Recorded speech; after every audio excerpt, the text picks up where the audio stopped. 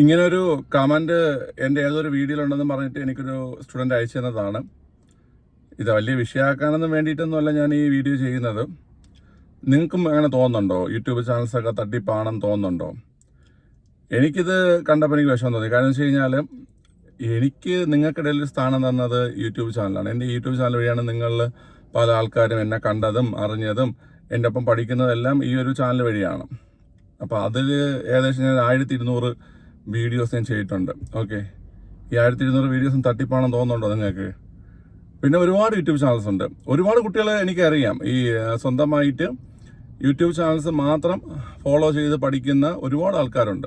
സത്യം പറഞ്ഞാൽ നമ്മുടെ യൂട്യൂബിൽ അത്രത്തോളം കണ്ടന്റ് കിടപ്പുണ്ട് കേട്ടോ. നമ്മുടെ വിവിധ ചാനൽസ് ആയിട്ട് ഒരുപാട് കാര്യങ്ങൾ പരീക്ഷയ്ക്ക് ക്രാക്ക് ചെയ്യാൻ വേണ്ടിയിട്ടുള്ള ഒരുപാട് കാര്യങ്ങൾ എന്ത് ചെയ്യുന്നുണ്ട്, ഫ്രീ ആയിട്ട് തന്നെ കുട്ടികൾക്ക് നൽകുന്നുണ്ട്.